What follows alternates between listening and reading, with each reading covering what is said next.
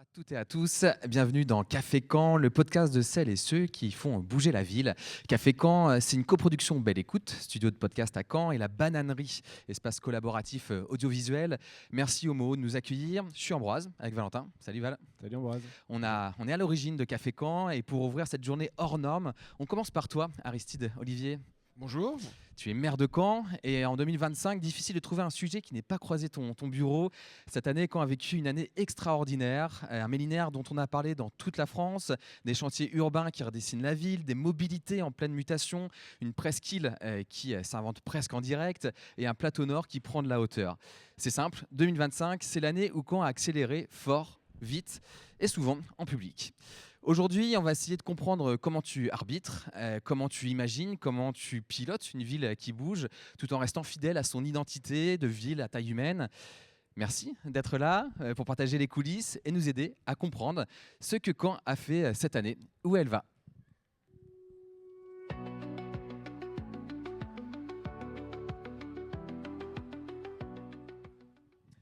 Aristide, le lancement du millénaire a été un vrai raz-de-marée, 105 000 spectateurs au château.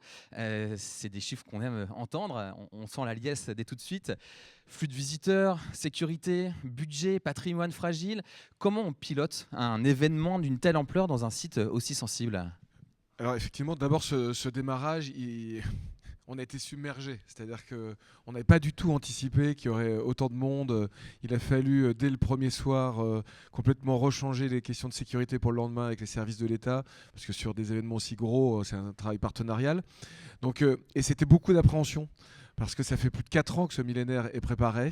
Et donc toutes les équipes dans ce lieu qui en plus avait été fermé pendant 2 ans, c'était un double objectif, lancer le millénaire et puis réouvrir les portes du château aux habitants.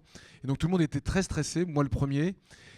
Et puis quand ça a démarré avec ces boules de feu qui sont parties du clocher de Saint-Pierre jusqu'à Magique. l'entrée du château, bon, moi je suis quelqu'un d'assez sensible, donc j'ai tout de suite eu les larmes aux yeux. Et puis quand j'ai vu les habitants rentrer à l'intérieur du château et me dire on est fiers, eh bien, j'ai regardé les équipes, j'ai dit bah, vous pouvez être aussi fiers parce que ça veut dire que c'est réussi. Mais c'est beaucoup de préparation dans l'ombre parce qu'en plus c'était une enceinte qui était fermée. Donc il fallait aussi que les gens soient séduits par les nouveaux aménagements du château. Mais objectivement, puisqu'on arrive maintenant sur la fin de cette année totalement unique, moi ça reste mon coup de cœur. Peut-être parce que c'était le premier moment et donc on était tellement stressés. Puis il y avait quelque chose d'extrêmement impressionnant. Moi je me souviens, j'ai eu le privilège d'ouvrir les portes du château. Et quand j'ai vu la foule, et en plus j'étais aussi dernier veilleur dans la boîte avant, c'était dingue de voir ce calme sur la ville, puis ce monde autour du château. Et je me suis dit, ah, finalement, ce millénaire, c'était une bonne idée, parce qu'il y avait aussi ce doute, est-ce que ça allait séduire les Canaises et les Canets. C'était une bonne idée, et j'étais heureux parce que les équipes avaient beaucoup travaillé, vraiment. Ouais, on voit qu'il y a du symbole derrière tout cela et aussi de la surprise. Ça veut dire que personne ne s'attendait à cette boule de feu qui allait partir de l'église Saint-Pierre. Où est-ce qu'elle va ? Et puis tout qui s'embrase. Là, c'est vrai que c'est waouh. Et puis en plus, c'était un horaire où moi, ça m'a fait plaisir parce que les enfants, ils dorment normalement quand c'est le feu d'artifice le 14 juillet à minuit. Et là, elle a pu voir son premier feu d'artifice. Comment vous trouvez l'équilibre dans ces cas-là aussi entre préservation du patrimoine parce qu'on est sur un site qui est très sensible, qui est le château de Caen, qui vient juste de rouvrir. En plus, on va essayer de ne pas le ruiner. Et en même temps, ce flux énorme de personnes. Mais ce projet-là, il est symbolique d'une démarche qui se fait d'ailleurs quel que soit parfois le site. C'est-à-dire que quand on veut créer un événement de cette ampleur-là, parce que là, pour le coup, c'est des grands événements, dans une dimension très grande, on a un lien étroit, évidemment, puisqu'il y a un directeur au sein de ce château, pour que les choses se fassent bien. On est en lien, évidemment, avec ceux qui sont les spécialistes de la préservation des monuments historiques, hein, puisqu'évidemment notre château, lui, est classé. Et puis, on travaille aussi, au fur et à mesure, avec les équipes pour être certain que cette pierre qu'en plus on a voulu rénover, puisqu'une partie a été rénovée dans ce cadre-là, soit réussie. Et donc c'est un travail partenarial, mais ce travail partenarial, il fonctionne bien, il est simple et il est fluide. C'est-à-dire que nous, ça nous paraît parfois on ne le voit pas, mais au quotidien, on a beaucoup travaillé pour être sûr que cette pierre, mais on a eu le cas aussi au 14 juillet, puisqu'on a tiré cette année le feu d'artifice du château, alors que c'était la première fois. On fait attention. Alors, je ne suis pas en train de vous dire que tous ceux qui travaillent sur les monuments historiques sont hyper contents et ravis d'avoir un feu d'artifice à l'intérieur. Mais ils voient bien qu'on a un intérêt commun. Bien sûr que nous aussi, on veut valoriser le château. Si on l'a complètement rénové avec ses jardins d'abord en 2019 et puis cette deuxième phase qui est réouverte et qui est franchement un énorme succès. Depuis, le château est plein tout le temps. Ce nouveau parc où on peut flâner, etc. Il y a de la vie, quoi. Ah ouais, c'était vraiment l'objectif et c'est devenu un vrai poumon. Il est géographiquement déjà au cœur de Caen, mais c'est devenu maintenant un poumon de vie. Et j'y suis encore passé hier matin. Pourtant, la météo en ce moment n'est pas très favorable. Il y avait du monde. Il y avait du monde qui se baladait. Il y avait les jardins. Et donc voilà, c'est un travail qui se fait de manière partenariale et qui se fait facilement parce que les choses sont faites dans un bon état d'esprit. Tout le monde avait envie de réussir ce millénaire. Personne n'avait envie d'abîmer le château. On a commencé par le château, mais allons aussi un peu dans les quartiers, dans les initiatives citoyennes. Une grande partie des initiatives est née des habitants, des assos, des écoles. Comment tu as organisé la remontée d'idées, l'accompagnement pour que ces projets vivent vraiment, que le millénaire appartienne non pas à une direction événementielle un peu, on va dire, hors sol, mais bien à tous les habitants? Alors ça, c'était aussi un choix assumé dès le début. C'est-à-dire que c'était un choix de vouloir faire en sorte que ce ne soit pas des événements exportés de l'extérieur et qu'on vient jouer une fois à Caen. Alors, la compagnie qui a fait, par exemple, l'inauguration du château, elle n'est pas de Caen. Mais on y a associé d'abord les bénévoles. Pour la grande parade, on a fait le choix d'une compagnie locale qui s'est appuyée sur les maisons de troisième âge, nos résidences seniors, nos MJC à l'autre échelle chez les plus petits. Parce qu'on avait la conviction, et je pense que c'est une des clés de la réussite de ce millénaire, que si les gens du territoire, les habitants d'ici, pas forcément que de Caen même d'ailleurs, du territoire dans sa globalité, sont acteurs des événements du millénaire, ce sera déjà une des clés de la réussite. Et ça a très bien fonctionné. Et il y avait là aussi une forme de fierté. Moi, je me souviens à la grande parade, quand je voyais une partie soit encore des clubs seniors ou des MJC qui avaient fabriqué les costumes. On voyait bien que dans leurs yeux, ça brillait. Et ça, je pense que c'était vraiment une clé et qu'il faudra aussi garder dans ce que moi j'appellerais l'héritage du millénaire. C'est d'avoir bien conscience que pour réussir, il faut que ça s'appuie sur le local, sur les gens d'ici. Ouais. Justement, parmi les autres grands événements qui ont fait ce millénaire, il y a l'Aquanaute qui a eu lieu en septembre, qui a été un spectacle grandiose, très apprécié des Canets. C'était une 50aine d'artistes, et c'est un petit peu ce que tu disais, Aristide, à la fois des artistes internationaux et des artistes très locaux, Canets pour le coup. Beaucoup d'entrepreneurs nous écoutent aujourd'hui. On est curieux aussi de connaître un petit peu les dessous logistiques, économiques. Qu'est-ce que ça a représenté comme... C'est une énorme logistique, le bien millénaire. sûr. Puisque c'est une équipe qui travaille depuis 4 ans. Alors c'est une équipe qui, pour le coup, est centralisée dans cette magnifique mairie qui y travaille. Et puis ensuite, on avait des équipes spécifiques sur chaque événement. Puisque chaque événement a sa propre organisation, sa propre équipe de bénévoles. Là, on a encore le final. D'ailleurs, on dit que le millénaire est derrière nous, mais il y a encore le final à préparer. Et donc, on l'a vraiment pensé comme, certes, un fil rouge sur toute une année, ce qui était déjà un pari. D'autres villes qui ont fêté leur anniversaire ont fait le choix d'un week-end ou d'une semaine. Moi, je voulais que ça irrigue l'ensemble de cette année et que, aux différents temps de l'année, on puisse se dire tiens, il y a un grand rendez-vous millénaire. Alors, c'est plus dur à monter techniquement, mais alors on a vraiment eu un engouement chez les bénévoles assez dingue, puisqu'il a même parfois fallu dire non, parce qu'on était plein. Mais par exemple, si on prend Aquanaute, on a effectivement la compagnie qui est venue pour la première fois en France, parce que c'est pas un bénévole qui était dans la grande catapulte qui est sorti de l'eau. Là, pour le coup, c'était un professionnel, mais en revanche, c'est le club de natation synchronisée qui a fait tous les tableaux dans l'eau. Et ils étaient hyper fiers. Pourtant, ils ont eu froid, parce que la semaine qui a précédé, il a fait froid, ils étaient dans l'eau à répéter. Et c'est comme ça que ça s'est fait, en prenant moment par moment de manière séparée, avec des équipes spécifiques. C'est-à-dire que nous, en interne, ce n'est pas forcément la même équipe qui a piloté le lancement au château qu'Aquanaute au mois de septembre, ou que la grande parade, qui était là aussi un très gros événement en termes de... C'était quand même assez dingue, c'est 150 000 personnes dans Caen. Et puis, peut-être que la récompense, c'est qu'on a eu une bonne étoile au-dessus de notre ville pendant toute cette année, parce qu'il a systématiquement fait beau. C'est Donc vrai. ça nous a permis, tu disais dans ton introduction qu'on a parlé de Caen beaucoup à l'extérieur de nos frontières, ce qui est vrai. Et en plus, avec des images, c'était quand même pas gagné le 23 Il mars. fait beau en Normandie. Je ne sais pas si vous vous souvenez, mais la veille du château, il faisait pas beau du tout. Oui. Il a fait beau. La grande parade, c'était un bleu. La veille du Tour de France, il faisait pas beau. Il a fait très beau jour du Tour de France. Aquanaut, bon, le dernier jour, il pleuvait, mais les jours d'avant, il a fait beau aussi. Et notamment le vendredi, on était en t-shirt quand on était fin septembre. Voilà, ce millénaire, depuis le début, j'ai le sentiment qu'il est sous une belle étoile, mais c'est une grosse organisation. Hein. Bien sûr. Et d'ailleurs, je dis souvent, parce que quand je me balade, que je suis sur le terrain, on me dit on continue l'année prochaine. Il faut qu'on ait conscience qu'on ne peut pas le faire 2 ans de suite. Le millénaire, c'est 4 ans de préparation, c'est des gros budgets.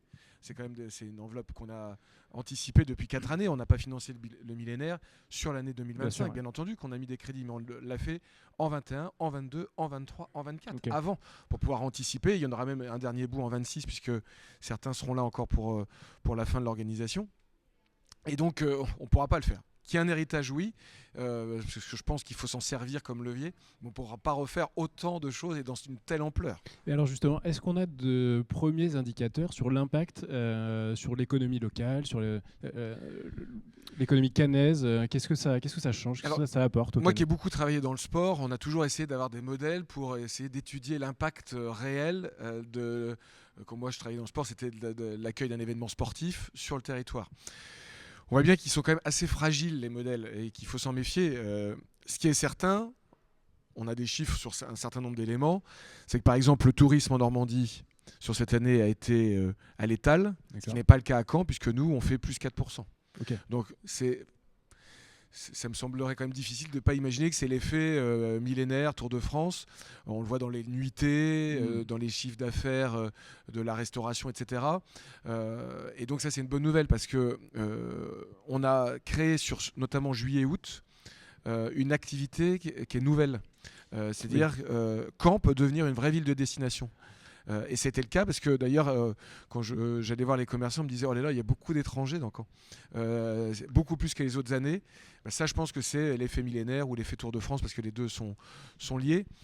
Après, le quantifier de manière précise, les modèles sont quand même un peu difficiles, mais ça c'est sûr. Par contre, les nuitées, on est en hausse de 4%, alors qu'en Normandie, on est flat.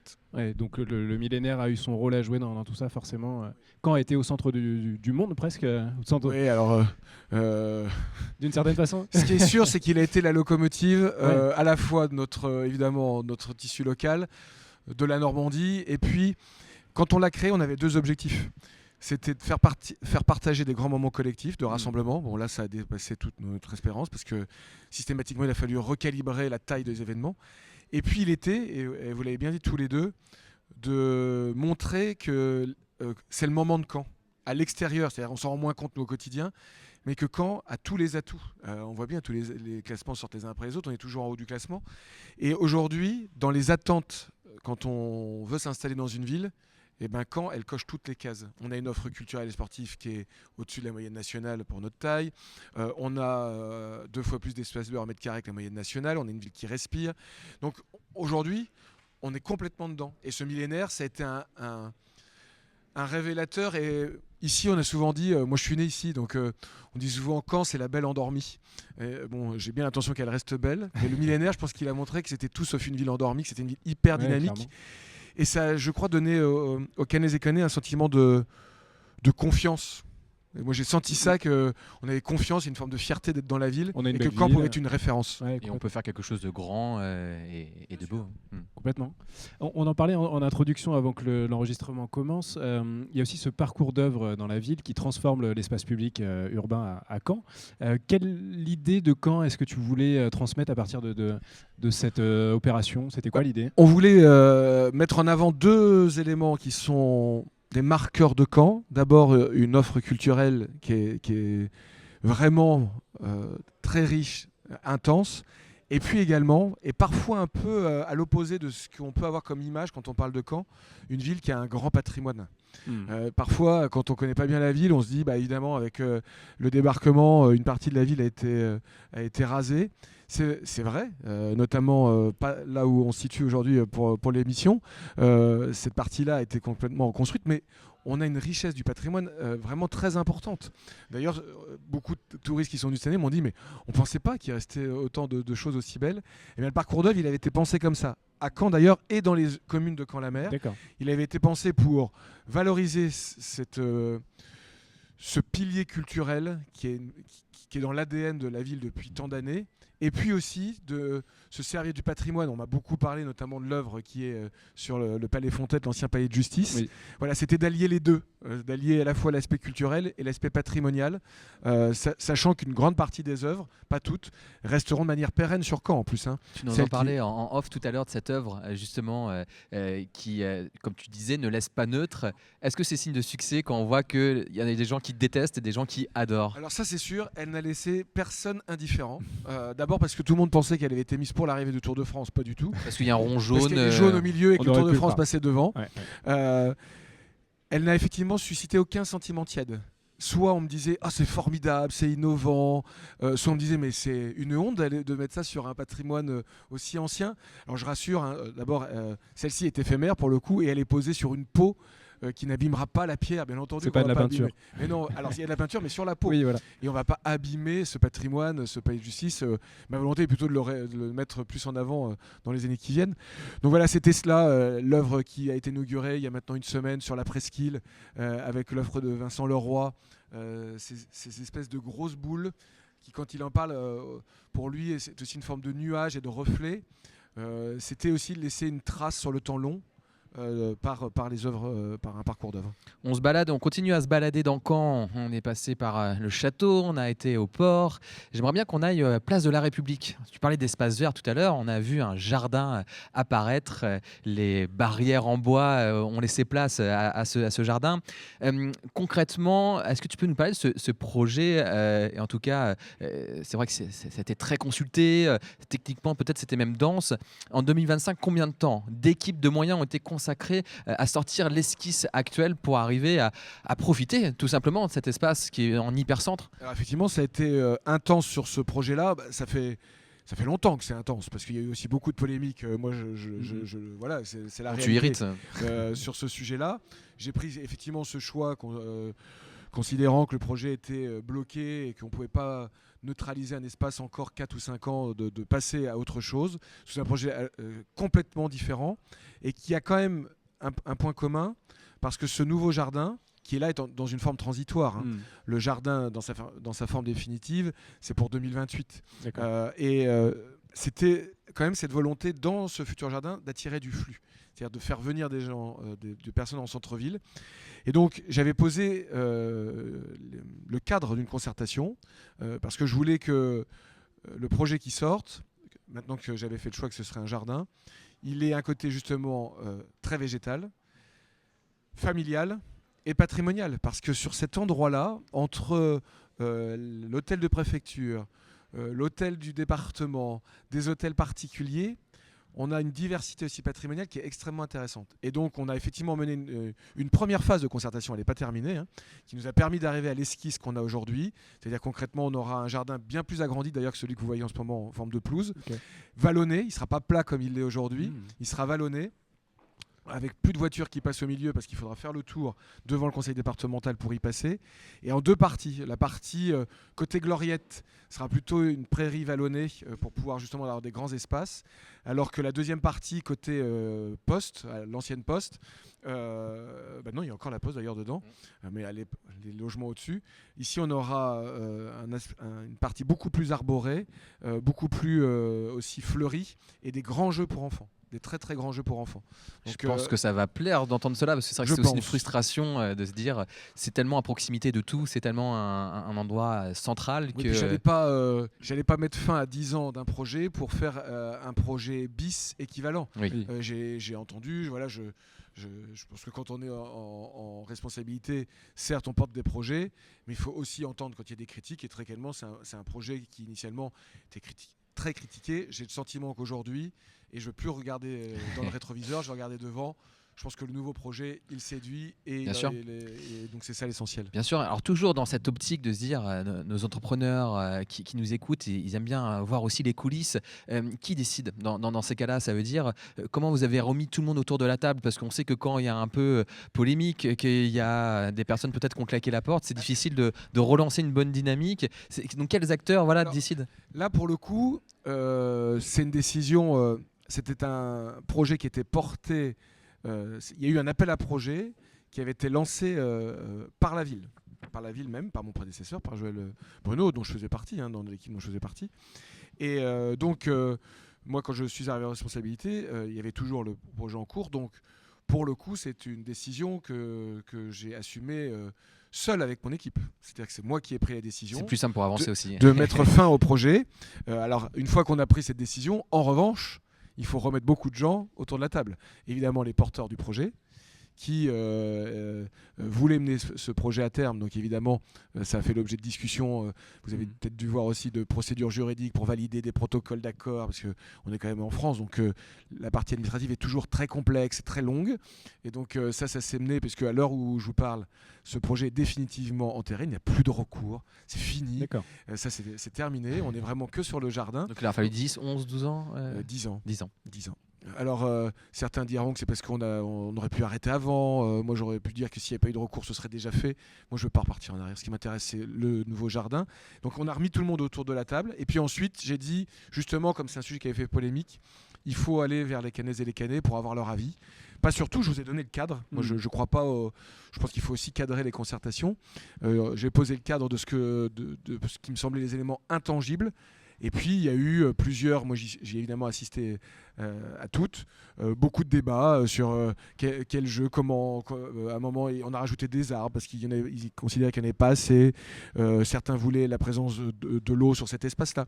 C'est comme ça qu'on le construit, donc là ça s'est arrêté puisqu'évidemment on rentre dans une période électorale qui interdit toute réunion publique, et puis on reprendra la deuxième phase de concertation à partir de l'esquisse, cette fois-ci pour rentrer beaucoup plus dans le détail, c'est-à-dire quel type de mobilier, etc., les images, quelle essence d'arbres, etc. Ce sera ça la deuxième phase qui, elle, démarrera à l'été prochain. Bon, sans qu'on est sur un projet qui est bien plus en phase avec les attentes des Canets dans tous les cas que le projet initial. Continuons notre... Alors si je peux me permettre Oui. quand même, on me dit aussi souvent dans la rue, il faut quand même faire une Noël gourmande. Ah oui, d'accord. Il faut quand même faire une Noël gourmande. Et puis, on me dit qu'il faut muscler l'offre de commerce du centre-ville pour que le centre-ville reste dynamique. Ok. Donc il faut... Mais c'est ça le rôle de l'élu. C'est souvent d'ailleurs des arbitrages entre pas des idées contradictoires, mais parfois justement... quand on prend une décision sur ce sujet-là, certains m'ont dit bah oui, mais il fallait quand même le maintenir parce qu'il y a besoin de l'attractivité de centre-ville, mais on va la créer autrement. L'art du compromis. Exactement. Alors ça, pour le coup, s'il y a bien quelque chose qui me définit, c'est celle-ci, c'est que je hais la radicalité. Vraiment, je pense que on ne crée rien justement dans les effets de manche, dans les grands slogans. Moi, ce qui m'intéresse, c'est par le contact direct de faire avancer des projets. Celui-ci, effectivement, je pense que maintenant il plaît parce qu'il correspond à ce que souhaitent les Canaises et les Canais ici. Allons maintenant sur la presqu'île et sur le projet du nouveau bassin qui a suscité également un certain nombre de changements et de modifications. Il a été revu pour des raisons écologiques et environnementales, ce projet. C'est bien peut-être la première fois qu'on est confronté à un défi aussi concret.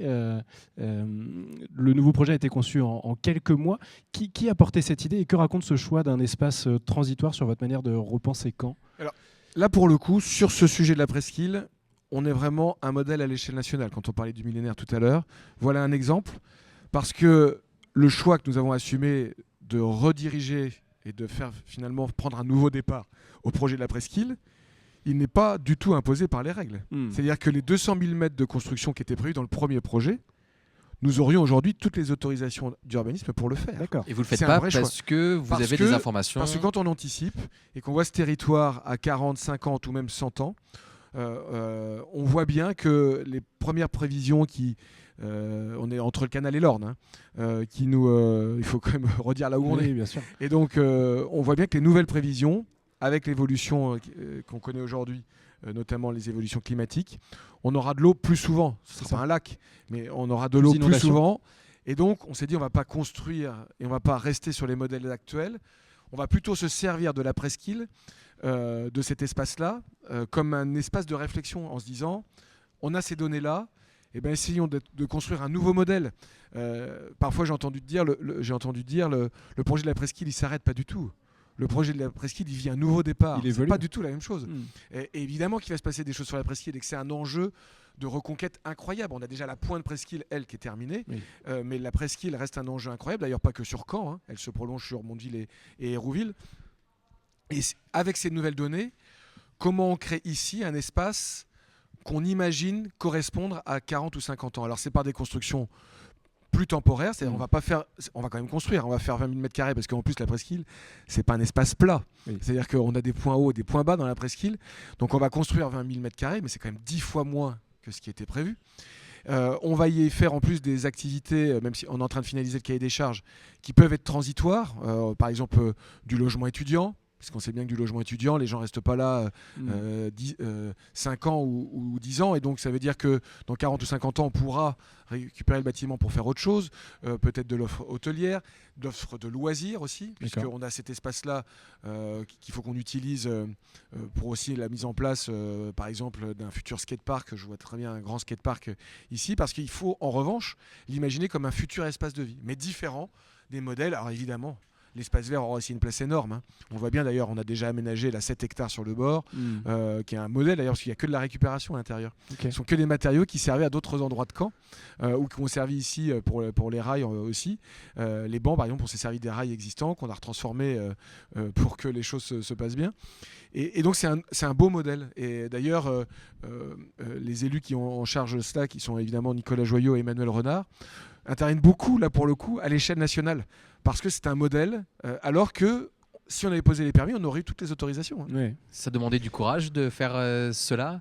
Parce que je suppose qu'il y avait des enjeux financiers aussi quand on veut bien sûr, mais etc. C'est 20 000 m² au lieu de 40 000. Là pour le coup, 200 000 au lieu de. C'est 20 000. On va construire 20 000 m² au lieu de 200 000 mètres. Au lieu de 200 000, oui. Donc c'est 10 fois moins. Je ne sais pas si c'est du courage. Moi, je pense qu'il faut être humble là-dessus. Je pense surtout que c'est voilà. On agit beaucoup quand on est en politique en réaction par rapport à ce qu'on observe au quotidien. Là, on avait la possibilité, et pour moi, c'est le sens noble de la politique, d'anticiper les choses. C'était pas lancé, on n'avait pas de pierre de poser. Et donc, je pense que c'était le moment de le faire et que c'est bon pour... c'est aussi notre rôle de projeter la ville à 40 ou 50 ans. C'est évidemment de gérer les problèmes du quotidien de demain, mais c'est aussi de la projeter. Et je pense que c'était... je ne sais pas si c'était du courage, c'était, je pense, la bonne décision, en revanche. On voulait parler mobilité aussi avec cette enquête publique sur le nouveau tram, l'évolution du tram en tout cas à Caen, et sur les nouveaux services Twisto qui doivent arriver au cours des prochaines années.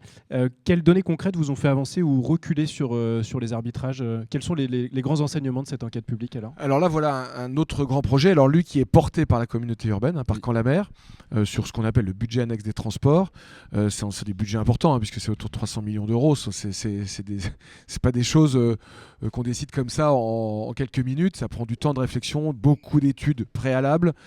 L'étude préalable, elle regarde l'intérêt socio-économique du projet, c'est-à-dire est-ce qu'il y a capacité à faire monter des habitants dans le tram, c'est-à-dire on fait, pour être très concret, puisque on prend la ligne qui pourrait être imaginée du tram et puis on fait des cercles et dans le rayon de 500 mètres, on regarde le foyer de population, le foyer d'entreprise, etc., d'étudiants, pour voir s'il y a un modèle. Et puis ensuite, on regarde techniquement s'il est possible de le faire passer, parce que ce sont des infrastructures lourdes. Et une fois qu'on a mené ces études, on fait le choix. Les études, elles regardent aussi les autres modes de transport, parce qu'il n'y a pas que le tram, on aurait pu faire d'autres choix. Oui, d'ailleurs, certains qui sont opposés au tram me disent que j'aurais pu prendre ce qu'on appelle des bus à haut niveau de service. C'était une possibilité, mais on a considéré que avec les données que nous avions, et je pense qu'on a bien fait, puisque là, l'enquête publique a mis un avis favorable. C'est qu'elle, même si elle a mis des réserves, c'est ce qui est normal et sur lesquelles on va continuer à travailler. Le résultat est tombé hier. Hier, donc c'est tout récent, ce qui est une bonne nouvelle. Mais sur la question, et ça me renvoie à vos questions différentes, sur la question des mobilités, tu me parlais de compromis. je crois beaucoup à la notion d'équilibre. C'est-à-dire que je pense que si Caen est une ville agréable, c'est parce qu'elle est très équilibrée. Moi, je suis pas en train de dire qu'on va enlever toutes les voitures du centre-ville, parce que si on veut garder une attractivité de Caen, il faut qu'on puisse y accéder. On regarde dans toutes les autres villes qui ont fait ce choix-là, les cœurs de ville se sont écroulés. Il n'y a pas de contre-exemple à l'échelle nationale. Mais ce n'est pas parce que je dis qu'il faut la rendre accessible que le développement des mobilités douces n'est pas fondamental. Bien sûr qu'il l'est, et le report modal l'est tout aussi. Et donc c'est pour ça qu'on peut à la fois essayer de rendre les choses, en les organisant, accessibles pour les voitures, et évidemment dans un espace qui est contraint. Évidemment qu'elle aura moins de place la voiture qu'il y a 30 ans.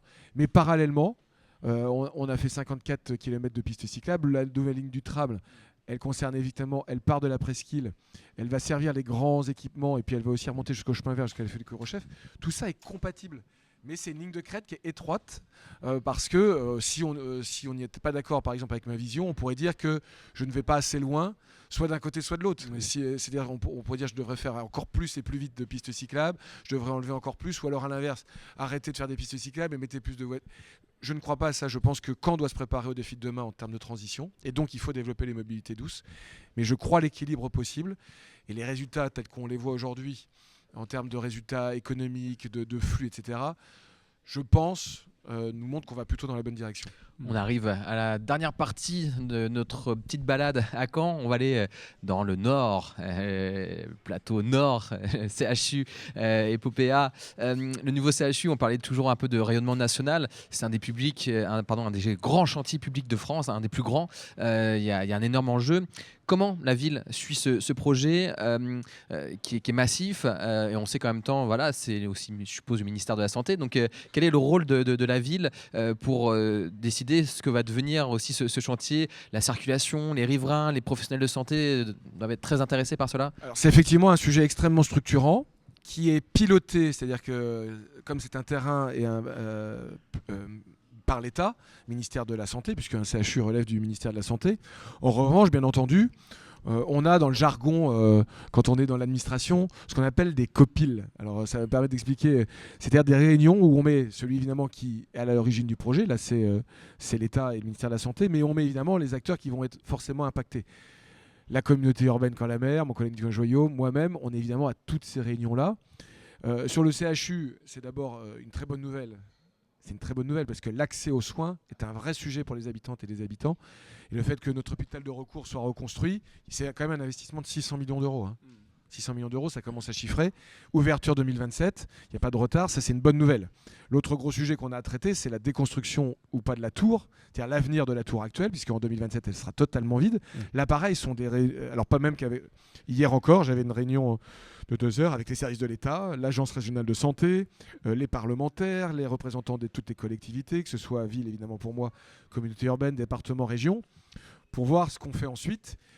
Et quand vous parliez d'aménagement, si on enlève la tour, et c'est plutôt le chemin qui semble être choisi aujourd'hui, ça va libérer 4 hectares. Donc qu'est-ce qu'on fait de ces 4 hectares parce qu'il faut aussi l'offre de parking pour le nouveau CHU, mais on a aussi une possibilité quand même ici de reconfigurer l'espace pour y mettre de l'activité, du logement. Donc tout ça, c'est pensé collectivement. Et puis ensuite, là, on va passer... ce sont des choses qui se font par étapes. Il fallait d'abord savoir si on démolit ou on ne démolit pas. A priori, on va quand même plutôt sur l'hypothèse de démolition. Comme c'est l'État, là maintenant, l'État va mandater une étude pour voir quelle modalité on pourrait utiliser pour démolir, parce qu'il y a plusieurs possibilités techniques. C'est vrai que ça. Alors ça, de toute façon, quelle que soit l'option, il faut désamianter. C'est ça, d'ailleurs, le coût le plus important de cette opération, c'est ça. Et puis, une fois que cette étude sera menée, ça ne veut pas dire qu'il y aura les crédits de paiement, parce que même si c'est une déconstruction, c'est 70 millions d'euros. Donc il y en a quand même pour des sous, surtout qu'il n'y aura plus rien, donc le ministère aura plus de mal à mettre de l'argent dans un bâtiment qui est vide. Et ensuite, comme on le fait, les impacts sur la circulation, tout ça c'est travaillé par des études qui sont menées et en interne et aussi avec des spécialistes de ce sujet-là, surtout qu'ici, on n'a pas que le CHU. on a le nouveau CHU, on a ce que va devenir la tour, et on a en face. C'est-à-dire qu'on a le plateau nord, alors, une partie des Popéas, la zone Montcoco, où là on a aussi un développement très important. Hein. On a un nombre de logements, on a presque 1000 logements ici qui vont être construits en face. Alors pas demain. Hein.